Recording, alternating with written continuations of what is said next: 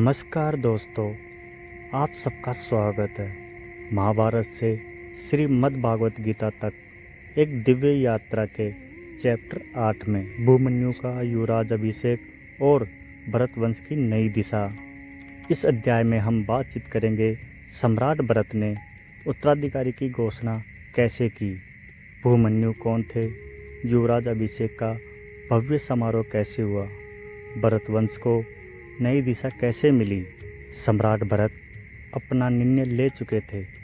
अनेक दिनों के चिंतन मंत्रणा और ऋषि मुनियों के परामर्श के बाद उन्होंने हस्तिनापुर के भविष्य का निर्धारण कर लिया।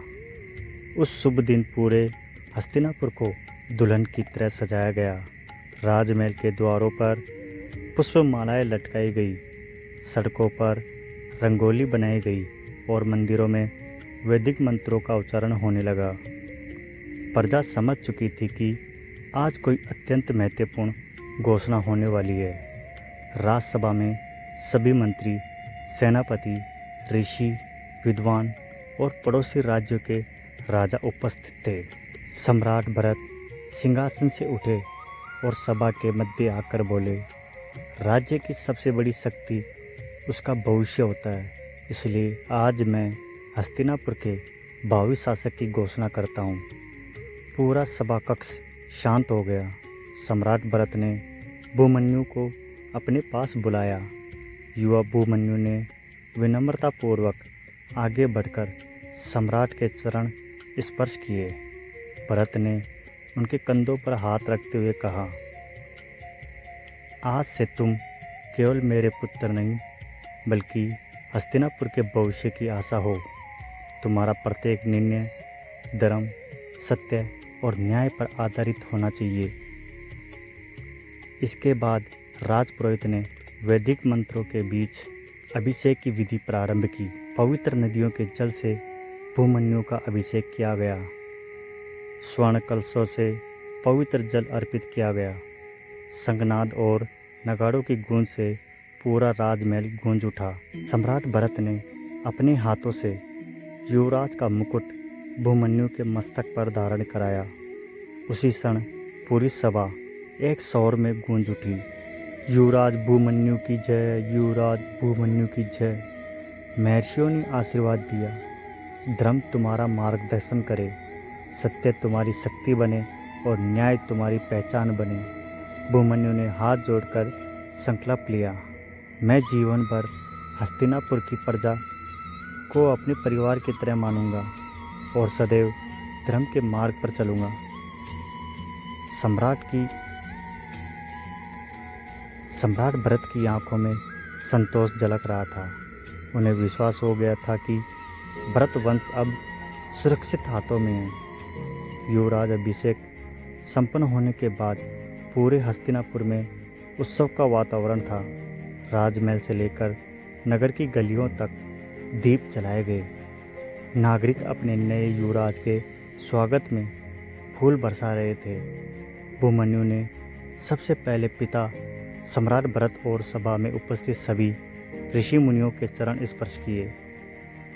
सम्राट भरत ने उन्हें अपने पास बिठाया और कहा, आज तुम्हें केवल एक पद नहीं मिला है बल्कि एक ऐसा दायित्व मिला है जिसकी रक्षा के लिए अनेक राजाओं ने अपना जीवन समर्पित किया है। भूमन्यु ने विनम्र स्वर में उत्तर दिया, पिताश्री, मैं आपके आदर्शों को ही अपना जीवन बनाऊंगा। मेरे लिए सबसे पहले धर्म, फिर प्रजा और उसके बाद मेरा स्वयं का जीवन होगा। सम्राट भरत ने प्रसन्न होकर उन्हें आशीर्वाद दिया। अगले ही दिन से भूमन्यु ने युवराज के रूप में अपने कर्तव्यों का पालन प्रारंभ कर दिया। वे प्रतिदिन प्रातःकाल गुरुकुल में जाकर महर्षियों से वेद, राजनीति, धर्मशास्त्र, न्यायशास्त्र और राजधर्म का अध्ययन करते।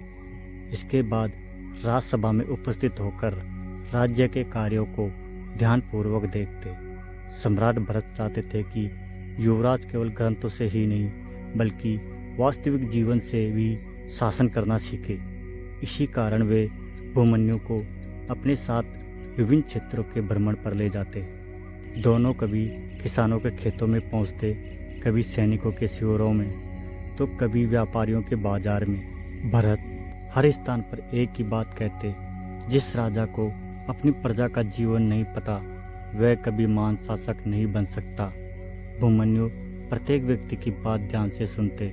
वे किसानों से वर्षा और फसल की जानकारी लेते, सैनिकों से सीमा की स्थिति पूछते और व्यापारियों से व्यापार की कठिनाइयों को समझते। धीरे धीरे प्रजा का विश्वास युवराज अभिमन्यु पर भी बढ़ने लगा। लोग कहने लगे, सम्राट भरत ने वास्तव में एक योग्य उत्तराधिकारी चुना है। सम्राट भरत यह देखकर संतुष्ट थे कि हस्तिनापुर का भविष्य सुरक्षित हाथों में आकार ले रहा है।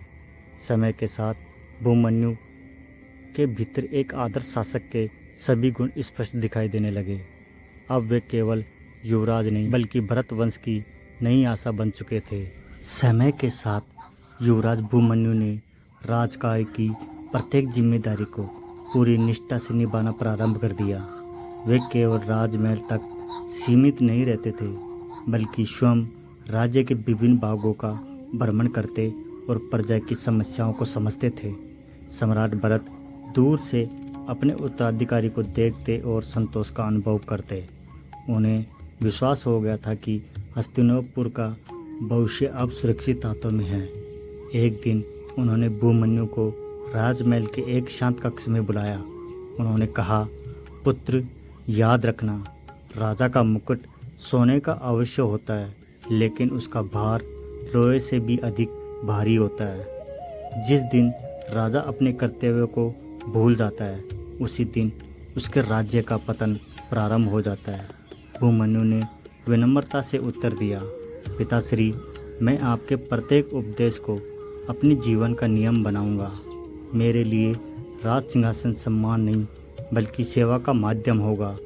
सम्राट भरत मुस्कुराए और बोले, यही विचार तुम्हें महान बनाएगा। प्रजा को अपने परिवार की तरह समझना, न्याय करते समय किसी के साथ पक्षपात मत करना और धर्म को कभी मत छोड़ना। इन शिक्षाओं ने अभिमन्यु के व्यक्तित्व को और अधिक दृढ़ बना दिया।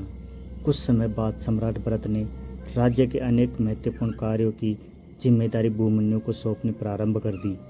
अब राज्यसभा में लिए जाने वाले अधिकांश निर्णय युवराज अभिमन्यु की सलाह से होने लगे। मंत्री, सेनापति और ऋषि भी उनकी बुद्धिमत्ता और धैर्य से प्रभावित थे। पूरे हस्तिनापुर में यह विश्वास स्थापित हो चुका था कि भरत वंश का भविष्य उज्जवल है।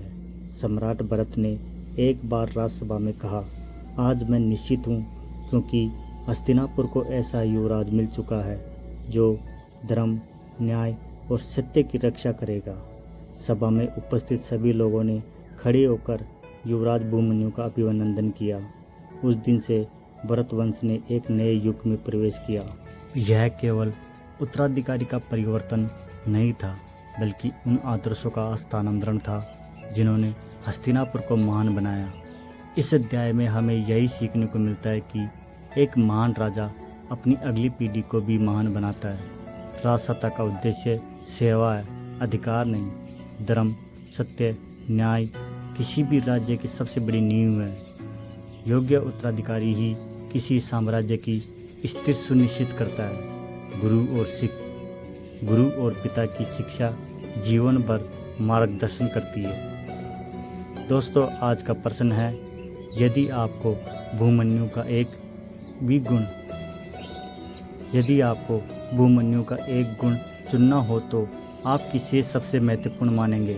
विनम्रता, धर्म पालन, न्यायप्रियता, प्रजा के प्रति समर्पण?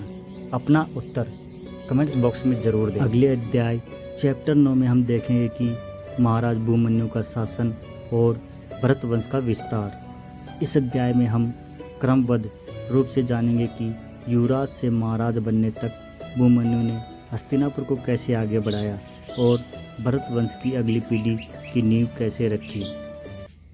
दोस्तों, अगर हमारा वीडियो आपको अच्छा लगे तो लाइक करना, अपने दोस्तों के साथ ज़रूर शेयर करना और इसी श्रृंखला को बनाए रखने के लिए चैनल को सब्सक्राइब करना। धन्यवाद।